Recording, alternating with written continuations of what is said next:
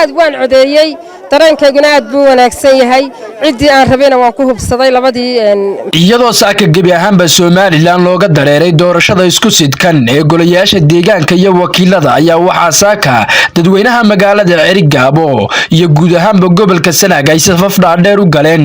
dhiibashada codkooda oo ay ku dooranayaan xubinta golaha wakiilada iyo xubinta golaha deegaanka waxaana goobta codbixintu ka socotay kormeer ku soo maray Commissioner Cabdiraxmaan Diixood oo kamid ah gudida heer qaran ee Commissionka Soomaaliland iyo Sharmaarke Cabdullaahi Jaamac oo ah gudoomiyaha gobolka Sanaag ee Commissionka iyo sidoo kale barasaabka gobolka Sanaag Engineer Axmed Cismaan Xasan iyagoo halkaasina ka hadlay dhammaan dalka Soomaaliland waxa ka bilaabantay doorashadii isku sidkaneed ee golaha wakiilada iyo golaha deegaanka anagu waxaan ka sugnay gobolka Sanaag magaalada Cerigabo saaka toddobaadis waxaan ay goob walba ka bilaabantay goobaha gobolka Sanaag waa 309 goobood ilaa imika warkaan hayno in soo gaaraya goob walba si habsamiya ay u socotaa aniga iyo gudoomiyaha gobolka Sanaag waxaan kormeer ku soo marnay goobaha magaalada Cerigabo intoodii badneed weeyana hadii si fiican oo habsamiya ay u socdaan sida aan sheegay waxaan rajaynaynaa gobolka in si fiican uga dhamaato murashaxiintuna nabadgelyada ay ilaaliyaan maanta way bisha May tahay 30 waxa guud ahaanba ka bilaabmay gobolka Sanaag iyo Soomaaliland oo dhan doorashadii baarlamaanka iyo golaha deegaanka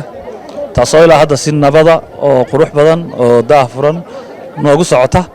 insha Allah waxaan rajaynaynaa si nabada oo la isla wada ogol yahay dhammaan shacabka Soomaaliland oo dhan oo ay haradaas haystaan in noogu dhamaato inay tii guul iyo sharaf u noqoto qaranka iyo gobolka iyo dhammaan bariga Afrika oo dhan ee la majarto ay noqoto Ilaahay ka yeelo maanta waxay noo bilaabantay gobolka Sanaag iyo dalka oo dhan ka bilaabantay gobolka Sanaag waxa ka bilaabmay 329 sanduuq goobood oo laga codeynayo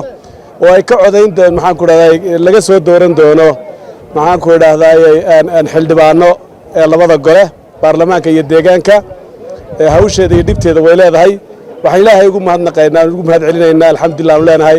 in goob kasta ay saaka xilligii loogu talagalay ay doorashadii ka bilaabantay si nabadgelyo oo salmiyana ay maxaan ku raahday uga bilaabantay waxa halkaasi ka hadlay oo dhankooda dareenkooda ka warbixiyay qaar kamid ah dadkii safafka ugu jiray inay codkooda dhiibtaan iyo kuwii codeeyayba aad waan codeeyay dareenkayguna aad buu wanaagsan yahay cidii aan rabayna waan ku hubsaday labadii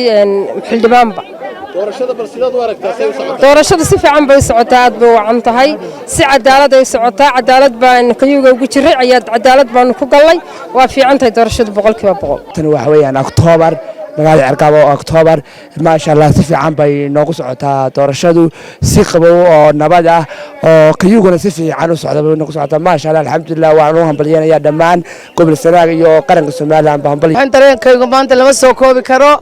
waayo dan xildhibaannimadii horena soo dhameystay tan maanta aan u codanayo xildhibaanada cusub ay bedelaya hambaliyaan leeyahay la dareenkayga waa fan weey waa codeeyay waa 100% kayugu ma yar nagu dheeraad mooy okay sida kale weey waan codeynaa codkuna si wacan buu socdaa ma sha Allah weey doorashada waxaan u arkaa si xor oo xalaal ah inuu socoto waxaan ku jiraa